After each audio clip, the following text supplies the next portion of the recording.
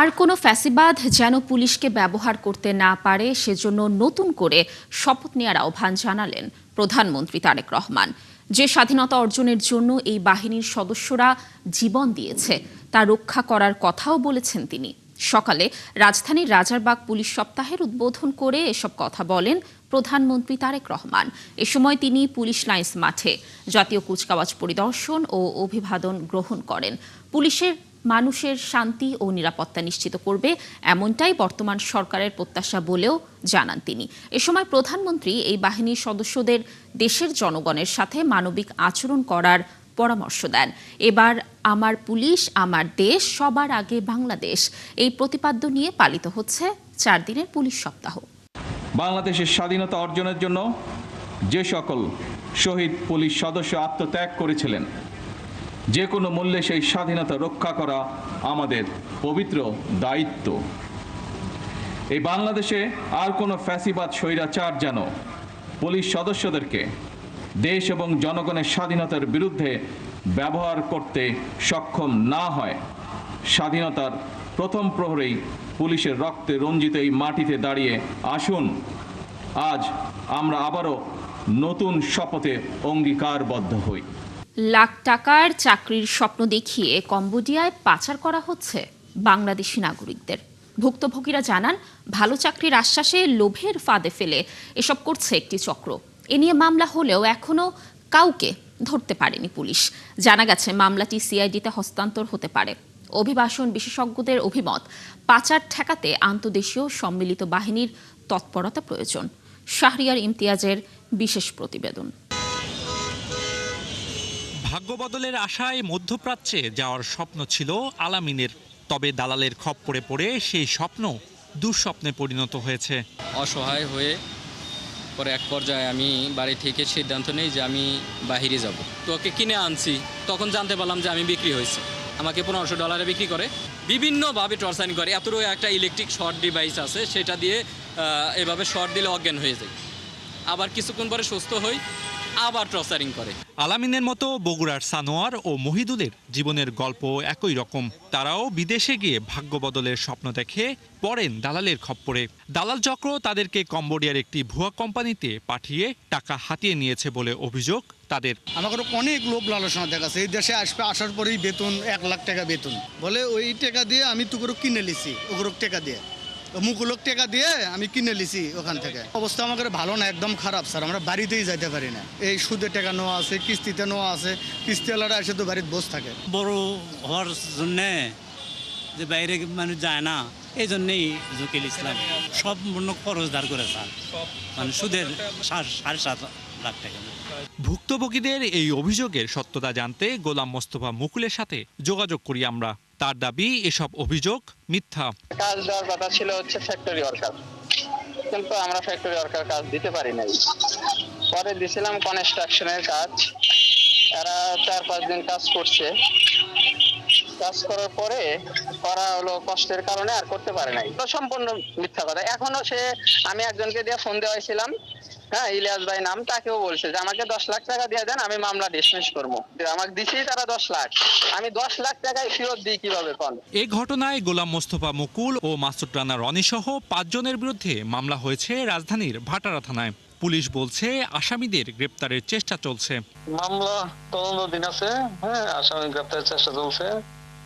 আর যতটুকু জানি ওই সিআইডি মামলাটা টেক ওভার করবে, হ্যাঁ, ওনারা নেবে আর কি। একজন অভিবাসন বিশেষজ্ঞ বলছেন এসবের সাথে আন্তর্জাতিক মানব পাচার চক্র জড়িত, এজন্য আন্তদেশীয় সমন্বয় প্রয়োজন। কিছু কিছু দেশ আছে যেমন কম্বোডিয়া, ওখানে আমাদের কোনো মিশন নাই, অর্থাৎ ওখানে যদি বলি যে প্রকৃত অর্থে কোনো জব মার্কেট, প্রতিষ্ঠিত কোনো জব মার্কেট নাই, বিশেষ করে বাংলাদেশিদের জন্য। এটা ইন্টারন্যাশনাল ক্রাইমের একটা অংশ। এটা নিয়ন্ত্রণ করতে হলে বিভিন্ন সরকারের একটা সমঝোতা দরকার এবং একেবারে আন্তঃরাষ্ট্রীয়ভাবে আইন শৃঙ্খলা বাহিনী, ইমিগ্রেশন কর্তৃপক্ষের একটা জোরদার পদক্ষেপ দরকার। ভুক্তভোগীদের দাবি আর্থিক ক্ষতিপূরণের পাশাপাশি অভিযুক্ত দালাল চক্রের সদস্যদের যথাযথ আইনের আওতায় আনার। শাহরিয়ার ইমতিয়াজ, 71, ঢাকা। সম্মিলিত ইসলামী ব্যাংক কি ভেঙে যাচ্ছে? একীভূত হওয়া থেকে বেরিয়ে যাচ্ছে এক্সিম ও এসআইপিএল। এমন গুঞ্জনের মধ্যে বাংলাদেশ ব্যাংক বলছে এরকম কোনো তথ্য তাদের কাছে নেই, যদিও একীভূত হওয়া থেকে বেরিয়ে যেতে কেন্দ্রীয় ব্যাংকে চিঠি দিয়েছে এসআইবিএল। বিশেষজ্ঞরা বলছেন গলদ ছিল একীভূত হওয়ার প্রক্রিয়াতেই, আর সরকারের টাকা দিয়ে বেসরকারি ব্যাংকে বাঁচানোর চেষ্টা অনৈতিক কাজ। অনুপ অধিকারী তরুণ জানাচ্ছেন বিস্তারিত। গত বছরের 21 ডিসেম্বর শরিয়া ভিত্তিক 5 দুর্বল ব্যাংক এক্সিম, ফার্স্ট সিকিউরিটি ইসলামী, গ্লোবাল ইসলামী ইউনিয়ন এবং সোশ্যাল ইসলামী ব্যাংক একীভূত করে সম্মিলিত ইসলামী ব্যাংক গঠন করা হয়। মূল লক্ষ্য ছিল খাদের কিনারে থাকা ভঙ্গুর এই ব্যাংকগুলোকে এক ছাতার নিচে এনে পুনর্গঠন করা, তারল্য সংকট কাটিয়ে ওঠা এবং গ্রাহকদের আস্থা ফিরিয়ে আনা। কিন্তু 5 মাসেও এখনও কাঙ্ক্ষিত অগ্রগতি দৃশ্যমান হয়নি। গ্রাহকরা আমানত পাচ্ছেন ধীরে, ফলে শুরুতেই যে আস্থার সংকট ছিল সেটি আরও গভীর হয়েছে। এই বাস্তবতায় সোশ্যাল ইসলামী ব্যাংক মার্চ থেকে বেরিয়ে যেতে বাংলাদেশ ব্যাংকে আনুষ্ঠানিকভাবে আবেদন করেছে। এরপরই মার্জার ভেস্তে যাচ্ছে এমন আলোচনা চলছে সামাজিক যোগাযোগ মাধ্যমে, যদিও বাংলাদেশ ব্যাংক বলছে এই বিষয়ে তারা অবগত নয়। এখনো পর্যন্ত তাদের হেলথের কোনো সিগনিফিক্যান্ট ডেভেলপমেন্ট হয়নি, বা কোনো ফরেন ইনভেস্টর বা লোকাল ইনভেস্টর এখনো এই ব্যাংকে ইনভেস্ট করার মতো আগ্রহ প্রকাশ করেছে এরকম তথ্য আমাদের কাছে নেই। অতএব স্বাভাবিকভাবে এই মুহূর্তে মার্জার ভেস্তে যাবে, মার্জার থাকবে না, বিভিন্ন সোশ্যাল মিডিয়ায় যে তথ্যগুলো আছে সেটার সাথে সেই বিষয়ে বাংলাদেশ ব্যাংক মোটেও অবগত নয়। একীভূত হওয়ার প্রক্রিয়াতেই গলদ দেখছেন এই বিশেষজ্ঞ। বিআইবিএম এর সাবেক এই মহাপরিচালক বলছেন ওই সব ব্যাংক বাঁচাতে সরকারের টাকা দেয়া অনৈতিক কাজ। আর এই অর্থনীতিবিদও মনে করেন খারাপের একত্রিত করে ভালো ফলের আশা দুরাশা। কিভাবে বাংলাদেশ ব্যাংক এরকম একটা ডুবন্ত তরীকে স্বাধীনতা দিয়ে দিল ডুবতে? আমার তো এইটা হলো প্রশ্ন। ডুবন্ত ব্যাংককে স্বাধীনতা দিতে হয় না, হয় ডুবন্ত ব্যাংককে শাস্তি দিয়ে হালকা করতে হয়। যারা এই কাজটা করেছে তাদের কাছ থেকে টাকা আদায় করে এখানে দিতে হয়, বেল আউট করে তো হয় না। কিন্তু আমরা সবসময় দেখতে পাচ্ছি বাংলাদেশ ব্যাংক কোনো একটা ক্রাইসিস হলে তাকে একটা শাস্তি না দিয়ে তাকে একটা বেল আউট করার জন্য টাকা দেয়। সরকারি টাকা দিয়ে আপনি বেসরকারি ব্যাংক কেন বেল আউট করবেন? কারণ এটা একটা অনৈতিক কাজ। এবং এর ফলে হবে কি, ওই যে বেসরকারি যারা মালিকানাধীন ব্যাংকগুলো আছে না, তারা সবাই আরেকটা সুযোগ নেবে। একে তো আমরা তাদের বিরুদ্ধে কোনো শাস্তির ব্যবস্থা করছি না, তাদেরকে আইনের আওতায় আনছি না, তাদেরকে অ্যাকাউন্টেবল করছি না। তার মধ্যে যদি আপনি আবার এই সমস্ত কাজকর্ম করেন তাহলে ডেফিনেটলি ওরা তো লাইফ পেয়ে যাবে, ওরা তো গাড়ি দেবে। আমাদের আবার এত কিসের চিন্তা? আমরা তো সরকারই আমাদেরকে সেভ করবে, তাই না? তো এইগুলো হচ্ছে আপনার এই মার্জারের আসলে কুফল। এই বিশ্লেষক বললেন গভীর খাদে পড়া ব্যাংকগুলোকে বাঁচাতে সরকারকে জনবান্ধব পলিসি হাতে নিতে হবে। জনগণ যেন ব্যাংকে টাকা জমা রাখে সে বিষয়ে সরকারের আরো মনোযোগী হতে হবে। ব্যাংকিং খাতে সরকারের এমন পলিসি গ্রহণ করা উচিত, এমন আইন করা উচিত যেটা জনবান্ধব হবে, যেটা জনগণের সম্মতি থাকবে। জনগণ যেন ব্যাংকে টাকা জমা রাখে, পাবলিক মানি যেন ইনফ্লো হয়, সেই টাকা দিয়ে যেন বিনিয়োগ হয়, সেই টাকা দিয়ে যেন অর্থনৈতিক কর্মকাণ্ড বাড়ে। সম্মিলিত ইসলামী ব্যাংকে 91 লাখের বেশি হিসাব রয়েছে, কর্মীর সংখ্যাও 15,000-এর বেশি। অর্থাৎ এই ব্যাংকের ভবিষ্যতের সাথে অনেক মানুষের জীবন ও জীবিকার সম্পর্ক রয়েছে। অনুপ অধিকারী তরুণ, 71, ঢাকা। মাঝে আসলে কি অমূল্য রতন, যাকে হারালে কি যে শূন্য লাগে। বেঁচে থাকতে আমরা টের পাই না সেই অমূল্য রতনের মাহাত্ম্য। মা দিবসে সব মায়ের শ্রদ্ধায় চিঠি লিখেছেন আমাদের সহকর্মী ফারহানা ন্যান্সি। চলুন পড়ে আসি সেই চিঠিটি। প্রিয় মা, আমার পৃথিবী তুমি। তোমার ভেতরেই তো রক্তপিণ্ডে আমার বেড়ে ওঠা 10 মাসের বসবাস। এরপর বাইরের দুনিয়ার সাথে পরিচয়। সৃষ্টিকর্তা আমারে বলে দিলেন ওই জগৎ সংসারে আমারে পরম মায়ায় আর পাজর ভরা যত্নে রাখবেন একজন। শত ঝড়ঝাপটায় সে আগলায় রাখবে, আর তারে শুধু আমি মা বলে ডাকব। গুটি পায়ে মা তুমি যখন আমারে নির্ভরতার সাথে যোগাযোগ করালে, তখন আমি অবাক হয়ে সুন্দর পৃথিবীটারে দেখি, আলো বাতাস গায়ে মাখি। কিন্তু তখনও কি ভেবেছি এই হাঁটতে গিয়ে হোঁচট খেলেই আমাকে ধরে ফেলে যে মানুষটা, সেই মানুষটা এমন করে গোটা জীবন আগলে রাখবে আমাকে। তোমার অসীমতার মাঝে আমি পৃথিবী জয় করব বলে একটু একটু করে বড় হই। তোমার লড়াই দেখি ঠিক, কিন্তু তুমি তখনও আমাকে লড়তে দাও না, শুধু তৈরি করো আমাকে। এক একটা একাডেমিক পরীক্ষা যখন আমার জন্য কাঠগড়া, তখন তুমি আমার হয়ে বারবার সেই কাঠগড়ায় হাজির। জানো মা, মাঝে মাঝে আমি তোমাকে দেখি না, দেখি মস্ত বড় এক ছায়া, মস্ত বড় এক বটবৃক্ষ। তোমার যেন 10 হাত, সংসার সামলে আমারে সামলাতে সামলাতে নিজের বলে তোমার কিচ্ছু থাকে না। আচ্ছা মা, তুমি নিজের জন্য কিছুই চাওনি কেন কখনো? পড়ালেখায় বড় করে আরও অনেক বড় হবার রেসে সাফল্যের সাথে আমার রোজকার সাক্ষাতের জন্য আমারে দূর দেশে পাঠাইলা, আর তুমি বুকে বাঁধলা পাথর। মাগো, সমাজের রীতিমাইনা বিয়ে দিয়ে যোজন যোজন দূরত্বে বসবাস শুরু করলা, কিন্তু আবার আমার এই আগলায় রাখার লোভে বারবার ফিরে আসো। আমি এখন মা হব, আমার ভিতরে এখন একটা জীবনের একটা ছোট্ট ফুলের বসবাস। কিন্তু মা, এই সম্বোধনের ভার তো অনেক বেশি, তুমি কেমনে বহন করো গো মা? আজকাল আমিও টের পাই কতটা ওজন তুমি বয়ে বেড়েছ গোটা জীবন। মা ডাকের প্রশান্তি, সমস্ত জীবনের দায় দায়িত্ব আর যাপিত জীবনের না বলা যেসব প্রাপ্তি অপ্রাপ্তি এখন আমি কিছুটা অনুভব করতে শুরু করেছি। আমি জানছি মা আসলে কোন গুপ্তধন, যারে হারালে কি যে শূন্য লাগে, বেঁচে থাকলে টের পাই না সেই অমূল্য রতনের দাম। ইতি তোমার আদরের সন্তান। ছোট্ট একটি ডাক, মা।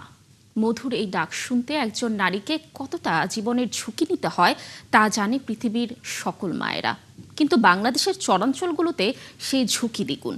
সারা দেশে যখন সন্তান জন্মের সময় প্রতিদিন গড়ে 10 জন মা মৃত্যুবরণ করে, তখন তা লাফিয়ে বাড়ে চরাঞ্চলে। জাতিসংঘের প্রতিবেদন বলছে এই মাতৃমৃত্যু আশঙ্কাজনক হারে বাড়ছে। সিরাজগঞ্জের ঘোরজান চর ঘুরে এসে মোহাম্মদ তুহিনের ক্যামেরায় বিস্তারিত জানাচ্ছেন শাহনাজ শারমিন। সিরাজগঞ্জের এনায়েতপুর ভার্সিটি ঘাট থেকে যতদূর চোখ যায় উত্তাল যমুনা। নৌকায় প্রায় ঘণ্টাখানিক পাড়ি দিয়ে চলেছি। ইমার্জেন্সি ভাবে নেওয়া যাওয়ার সময় ডেলিভারি। কথায় কথায় নৌকার মাঝি আলামিন বলছিলেন এই নৌকাতে কত নারীর মা হবার গল্প।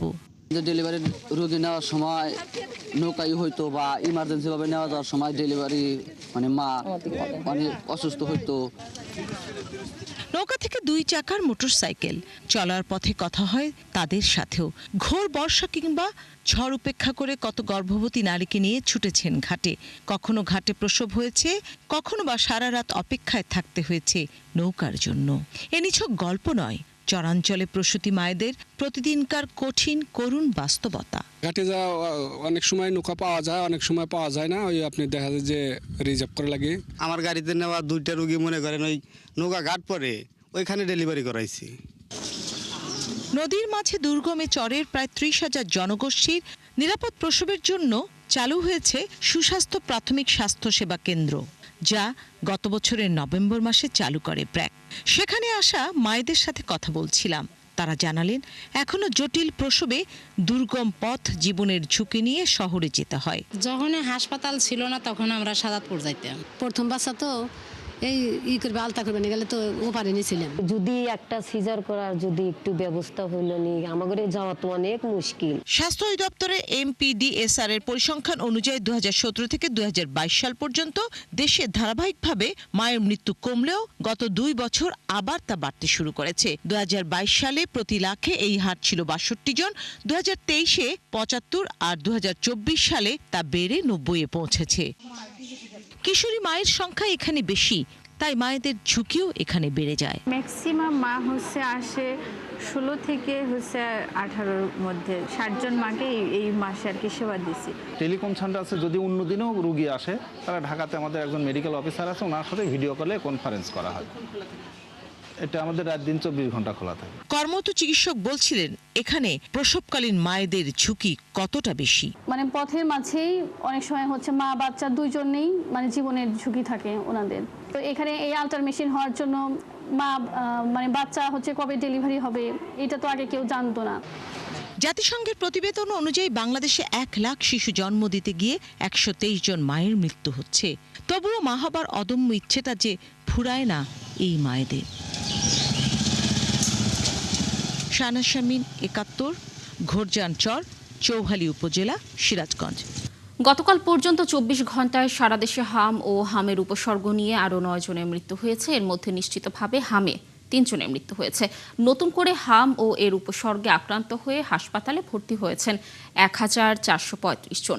এ বিষয়ে সিলেট থেকে আরও জানাচ্ছেন আমাদের সহকর্মী মুহিত দিদার। জেলার হাম পরিস্থিতি এখন কেমন দেখছেন? চিকিৎসকরা এই বিষয়ে কি বলছেন এবং তারা কি ধরনের করণীয়র কথা বলছেন, এ বিষয়ে একটু জানাবেন আমাদের। কানিজ, দেশের বিভিন্ন অঞ্চল থেকে সিলেটে হামের আক্রান্তর সংখ্যা বাড়ছে। যত সময় যাচ্ছে আক্রান্তর সংখ্যা বাড়ছে এবং সিলেটে এখন পর্যন্ত 27 জন শিশুর মৃত্যু হয়েছে। এ নিয়ে সিলেটের মানুষের মধ্যে একটি আতঙ্ক ছড়িয়ে পড়েছে। আমরা আজকে সকালে যে স্বাস্থ্য বিভাগের যে তাদের যে পরিসংখ্যান দিয়েছেন যে আজকে সকাল 8টা পর্যন্ত সিলেট বিভাগে 268 জন রোগী বিভিন্ন হাসপাতালে ভর্তি হয়েছেন। এখন আমি যে হাসপাতালে আছি সিলেটের শহীদ শামসুদ্দিন আহমদ হাসপাতাল, যেখানে হামের আইসোলেশন সেন্টার, এখানে 100 শয্যার বেড থাকলেও এখন পর্যন্ত 116 জন রোগী আছেন। এক সিটে 2 জন করে আছেন কোনো সিটে। কিন্তু আমরা চিকিৎসকদের সাথে কথা বলেছি, তারা বলেছেন যে আসলে এখানে 100 শয্যার বেড, কিন্তু তারপরও আমরা চিকিৎসা সেবা দিয়ে যাচ্ছি। আমরা অন্য এই রোগী যারা বাড়তি আছে তাদেরকে অন্য ওসমানীতে বা কোনো জায়গায় শিফট করার চিন্তা করছি। আমরা চিকিৎসার যে সেবা আছে সেটার কোনো ব্যাঘাত করছে না। এবং যারা হামের রোগী যারা, তাদের স্বজনরা বলছেন যে তারা বিভিন্ন ঔষধ পাচ্ছে না, তাদের একটি অভিযোগ এখানে আছে। এবং আজকে গত 24 ঘন্টার যে হিসাব, সেই হিসাবে এখনো পর্যন্ত কোনো রোগী শনাক্ত হয়নি। কিন্তু শনাক্ত না হলে কিন্তু হামের আক্রান্তের সন্দেহে এখনও ভর্তি আছেন, বিভিন্ন জায়গায় চিকিৎসাধীন রয়েছেন 118 জন। এবং আমি আরেকটা কথা জানিয়ে রাখি যে এখন পর্যন্ত সিলেট বিভাগে প্রায় 13.5 লাখ মানুষের হামের টিকা আনার লক্ষ্যে নির্ধারণ করা হয়েছিল, কিন্তু 12.5 লক্ষ মানুষকে টিকা দেওয়া হয়েছে। প্রায় 96% রোগীকে টিকা দেওয়া হয়েছে। সব মিলিয়ে আসলে চিকিৎসকরা বলছেন যে এই মুহূর্তে আতঙ্কিত না হয়ে সবাইকে সচেতন থাকতে হবে এবং সর্দি কাশ হলে পার্শ্ববর্তী যে স্বাস্থ্য ক্লিনিক আছে বা স্বাস্থ্যকেন্দ্র আছে সেই জায়গায় যোগাযোগ করার জন্য চিকিৎসকরা বলছেন। কানিজ, দিদা, ধন্যবাদ আমাদের সাথে যুক্ত থাকার জন্য। দর্শক, যেমনটি বলছিলাম যে সারা দেশে কিন্তু হাম ও হামের উপসর্গ নিয়ে মৃত্যু হার বেড়েই চলেছে। এই বিষয়েই সর্বশেষ তথ্য জানাচ্ছিলেন আমাদের সহকর্মী। ধান সংগ্রহের 1 সপ্তাহ পার হলেও সাড়া মেলেনি সুনামগঞ্জের সরকারি গুদামে। অতিবৃষ্টিতে জেলার বেশিরভাগ জমির ফসল ক্ষতিগ্রস্ত হওয়ায় ধান বিক্রি করতে পারছেন না জেলার প্রান্তিক চাষিরা। তাছাড়া রোদের অভাবে শুকাতে না পারায় ক্ষতিগ্রস্ত ধান সরকার নির্ধারিত মূল্য পাচ্ছে না। ক্ষতিগ্রস্ত ধান ন্যায্য মূল্যে বিক্রির দাবি জানিয়েছেন হাওড়াঞ্চলের ক্ষতিগ্রস্ত কৃষক। শহীদ নূর আহমেদের তথ্য ও ছবিতে প্রতিবেদন।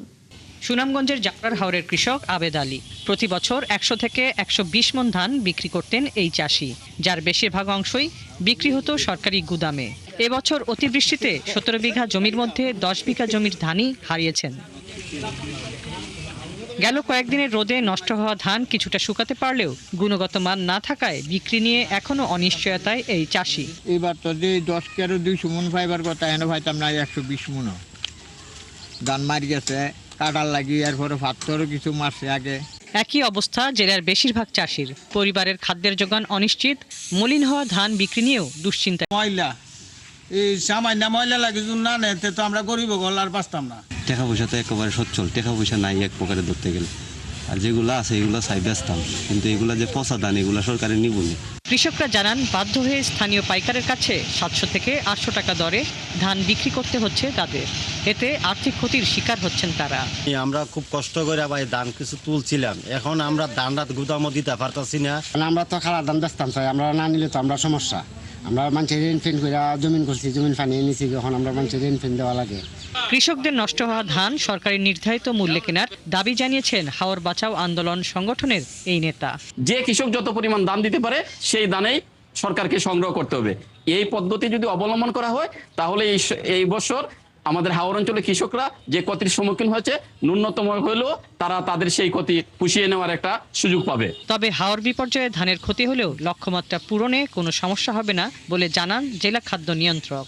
ধান কিছু ক্ষতি হয়েছে, আসলে আমরা তো যে উৎপন্ন হয় তার খুব সামান্য পরিমাণে আমরা ধানটা ক্রয় করি। তা আমরা আশাবাদী যে কৃষকরা যে বাইরে যে মূল্য, তার সরকারি মূল্য তার চেয়েও তো বেশি। কৃষকরা যদি সবাই আগ্রহী হয়, আমরা যদি কৃষকের পাশে দাঁড়াই, তাহলে আমরা লক্ষ্যমাত্রা অর্জন করতে পারবো ইনশাআল্লাহ। এবার জেলার 12 উপজেলায় সরকারিভাবে 21,349 মেট্রিক টন ধান সংগ্রহের লক্ষ্যমাত্রা নির্ধারণ করেছে সরকার। তবে 3রা মে থেকে সরকারিভাবে ধান সংগ্রহ শুরু হলেও এখন পর্যন্ত মাত্র 138 মেট্রিক টন ধান সংগ্রহ করা হয়েছে। হাসিবা আলী বর্ণা, 71। সুনামগঞ্জের হাওরের ভেজা ধান বিক্রি নিয়ে বিপাকে কৃষকরা। দর্শক, এ নিয়ে আরো বিস্তারিত জানাতে যুক্ত হচ্ছেন সহকর্মী শহীদ নূর আহমেদ। শহীদ নূর, কি পরিস্থিতি দেখছেন এখন সেখানে, আর ধান বিক্রি নিয়ে কৃষকদের মতামত কি? কৃষি বিভাগ কি ধরনের উদ্যোগ নিয়েছে জানাবেন আমাদের। ধন্যবাদ আপনাকে। দেখুন, আমরা সকালের সংবাদটি তো জানাচ্ছিলাম যে হাওর অঞ্চলে ব্যাপক পরিমাণ ধান ক্ষতি হওয়ার কারণে কৃষকরা মাঠ পর্যায়ে নষ্ট হওয়া ধান বিক্রি করতে গিয়ে তারা প্রতিবন্ধকতার মধ্যে রয়েছেন। আমি যদি আপনাকে দেখানোর চেষ্টা করি, ঠিক আমার পেছনে হচ্ছে সুনামগঞ্জের সদর যে খাদ্য গুদাম আছে সেটি, এবং খাদ্য গুদামে এই মুহূর্তে যে ধান কার্যক্রম অর্থাৎ ধান সংগ্রহ কার্যক্রম এখানে শুরু হয়েছে এবং অনেক কৃষক এই মুহূর্তে ধান নিয়ে এসেছেন। আমি যদি আপনাকে জানানোর চেষ্টা করি, সদরের এই এলএসডি অর্থাৎ এই খাদ্য গুদামে সংগ্রহের লক্ষ্যমাত্রা হচ্ছে প্রায় 1519 মেট্রিক টন। এখন পর্যন্ত তারা 30 মেট্রিক টন তারা সংগ্রহ করতে পেরেছেন। তো এখানে আসলে আমরা কথা বলেছিলাম, কৃষকরা যেমনটা বলছেন যে এবার মাঠ পর্যায়ে ধানের যে তথ্য, যে জায়গাটাতে ধান আসলে একেবারে কম, আমরা একটু যদি এখানকার যিনি দায়িত্বশীল আছেন তার সাথে আমরা যুক্ত হওয়ার চেষ্টা করব এবং জানার চেষ্টা করব যে কি পরিমাণ আসলে করতে পেরেছেন, আদৌ তারা লক্ষ্যমাত্রা পূরণ করতে পারবেন কিনা আমরা একটু কথা বলার চেষ্টা করব। এখানকার যিনি দায়িত্বে রয়েছেন একটু জানাবেন যে আপনাদের লক্ষ্যমাত্রা অনুযায়ী আপনারা পূরণ করতে পারবেন কিনা, কি পরিমাণ কিনেছেন? ধন্যবাদ আপনাকে। আপনি জানেন আমাদের বৈরী আবহাওয়ার কারণে কিছুদিন ধান একটু কম আসছিল, কিন্তু আজকে প্রচুর কৃষক ভাইরা আমাদের খাদ্য গুদামে ধান নিয়ে আসছেন। আমরা আশা করি আমরা খুব দ্রুত সময়ের মধ্যেই আমাদের যে সুনামগঞ্জ সদরের ধানের লক্ষ্যমাত্রা আমরা খুব স্বল্প সময়ের মধ্যে আমরা এটা পূরণ করতে পারবো। আমরা ইতিমধ্যে প্রায় 30 মেট্রিক টন ধান কিনেছি এবং প্রায় 400 টন চাল অলরেডি আমরা কিনে ফেলেছি। আমরা যেভাবে আজকের কৃষকরা প্রতিবন্ধকতার শিকার হচ্ছেন এসে, জি না, আপনারা জানেন আমরা সর্বাত্মক আমাদের খাদ্য গুদামের প্রত্যেকটা কর্মকর্তা কর্মচারীরা আমরা সকাল সন্ধ্যা সর্বাত্মক চেষ্টা করছি আমাদের কৃষকরা। শুনছিলেন আসলে যেমনটা এখানকার দায়িত্বশীল আছেন যিনি ওসিএলএসডি, তিনি বলছেন তারা চেষ্টা করছেন কৃষকরা যাতে ধান সংগ্রহ করতে পারেন। আসলে এখনো পর্যন্ত মাঠ পর্যায়ে কৃষকরা বিপাকে আছেন রোদের কারণে নষ্ট হওয়া ধান নিয়ে। তো এই ছিল সুনামগঞ্জের ধান সংগ্রহ কার্যক্রম নিয়ে সর্বশেষ। ধন্যবাদ আমাদের সাথে যুক্ত থাকার জন্য। দর্শক, যেমনটি বলছিলাম যে সুনামগঞ্জে হাওরের ভেজা ধান বিক্রি করতে কৃষকদের বেগ পেতে হচ্ছে, এই বিষয়ে সর্বশেষ তথ্য জানাচ্ছিলেন আমাদের সহকর্মী। দর্শক, চলছে সংবাদ সংযোগ। সরাসরি সংবাদ অনুষ্ঠান দেখতে চোখ রাখুন ৭১-এর ফেসবুক পেজে এবং সাবস্ক্রাইব করুন ৭১-এর ইউটিউব চ্যানেল। ৭১-এর সাথেই থাকুন।